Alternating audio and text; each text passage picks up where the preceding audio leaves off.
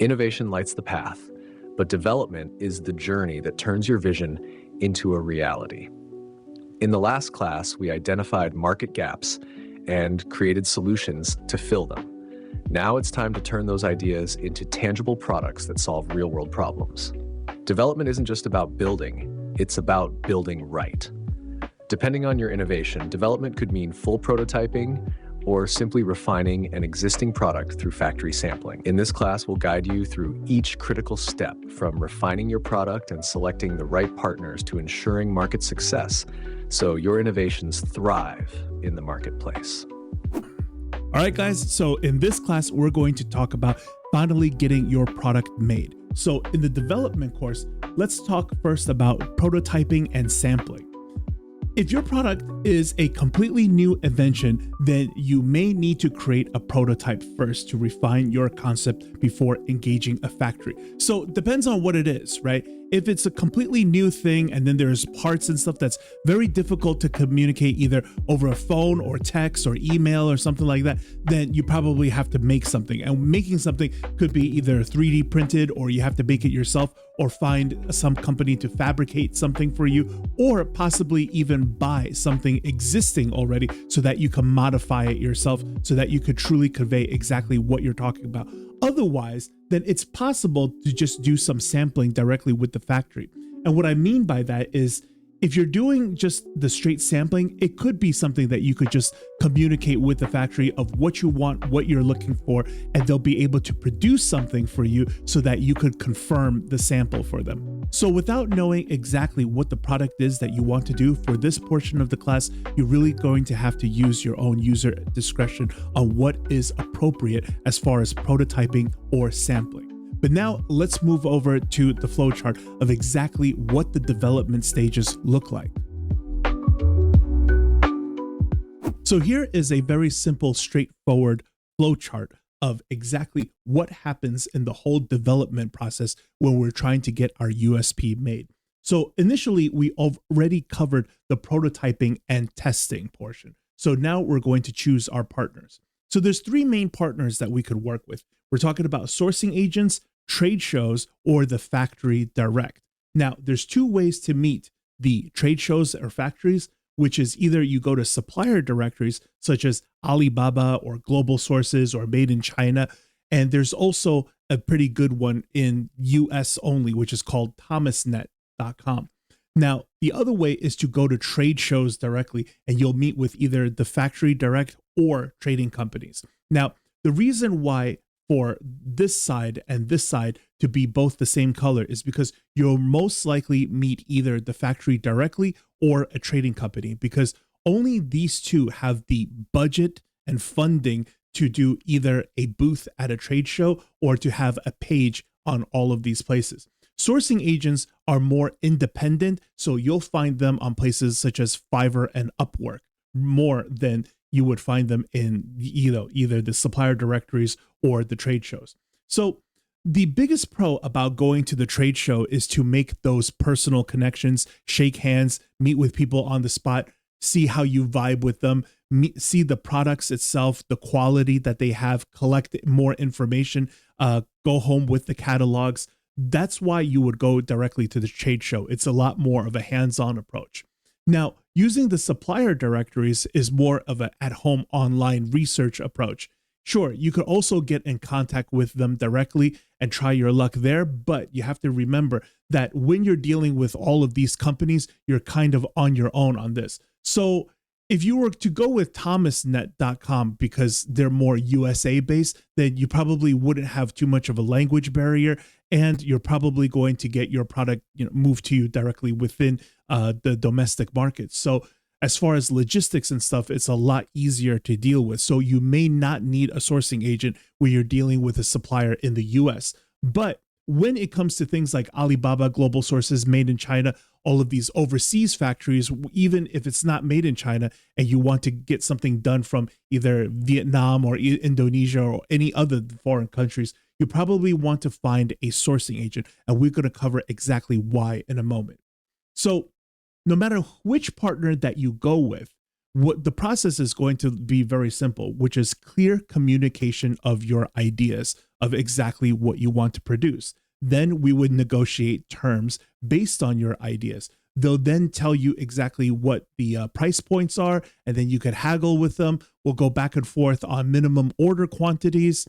And then we're going to finally get to the refine and finalization of your product, because at some point we have to come to an understanding and try to move forward. So once we finalize all the details of your product, now all there is to worry about is quality control and logistics. So when you're working with a sourcing agent or a trading company, they handle most of this for you. Okay. So as far as the quality control, which is to make sure that everything that was recorded and finalized is up to standard with the quality control. Otherwise, they will hold the factory responsible for you.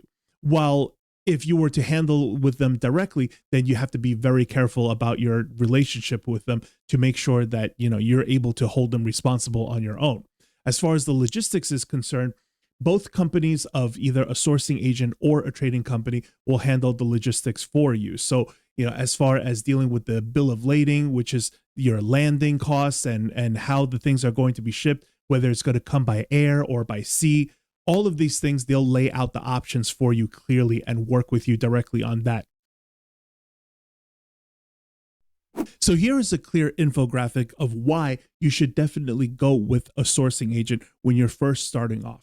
Number one, when you deal with a sourcing agent versus a trading company, you could think of it like this.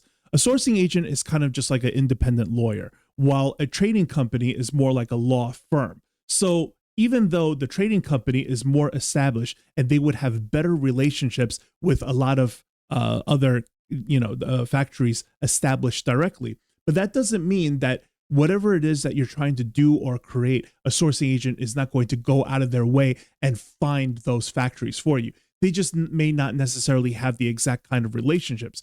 But the issue is this: when you're dealing with a trading company and they're a little bit more established, you'd also need to be a little bit more established, because more likely a trading company is also going to ask you for a higher minimum order quantity. So if you're already an established seller and you have, let's say, 10 or 20 different established items, and you're really not feeling it right now with the factory that you're currently dealing with, or the sourcing agent or the trading company that you're dealing with, then you would switch over to another trading company so that you would get your supply lines back on track immediately, because the trading company is more established and they would be able to do that.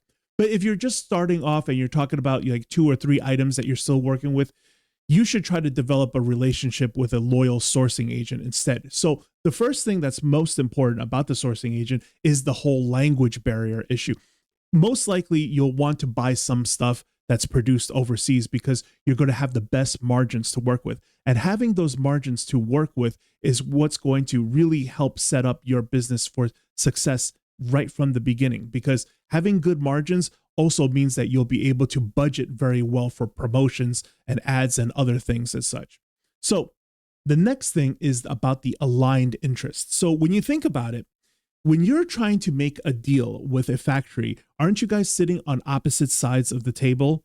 So trying to negotiate that deal. But when you have a sourcing agent on your side, you have somebody else that's also on your side of the table. So when we deal with things and we go back and forth, you always know that your sourcing agent has aligned interests with you, because they make their commissions based on your invoice. So they really want the invoice to go through, and it has to align with the interests of their client. Otherwise, you're just never going to work with them ever again. And that's why it's really a good thing to hire somebody else that's on your side to deal and negotiate with the factory for you. So the next thing is also very important: streamline logistics. What does this mean? It means that sometimes when you're dealing with certain factories, what are you going to do? If they already have your deposit, if they already have your money, and then they say, well, you know what, it's going to take another 2 or 3 weeks. It's going to take another 2 or 3 months. That's really going to be upsetting, because you want to start your business already, or even worse, you're trying to resupply up. So a sourcing agent is going to hold them more accountable for you to make sure that all of the logistics is going to be within schedule. And then finally, the quality control and accountability.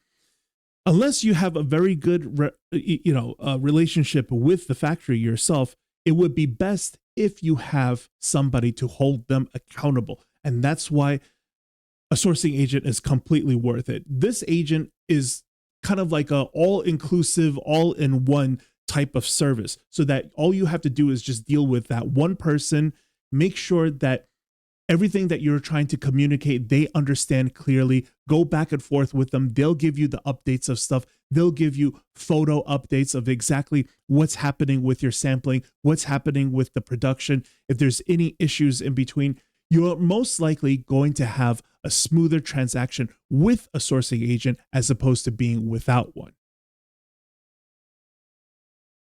So here's a website that I wanted to talk about, which is thomasnet.com.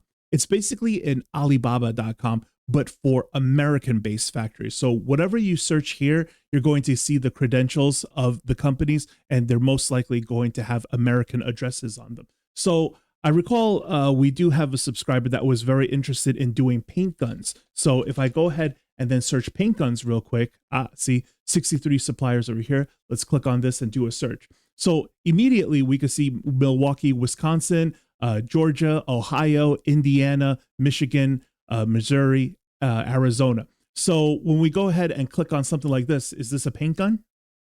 Yeah, here you go. See, there's different kinds of paint guns and stuff. So if you needed to find something and you specifically wanted to just work with somebody who is within the States, you could use a website like this, and you probably won't need a sourcing agent because you're not going to have any language barrier issues. So this is something I also recommend to take a look into if it's applicable to your business. Moving from development to execution. Development is the bridge between your idea and your business's success. By focusing on quality, refining your product through iteration, and choosing the right partners, especially sourcing agents, you can set your product up for success before it even hits the market. With your product now ready for execution, you're on the brink of taking your business to the next level.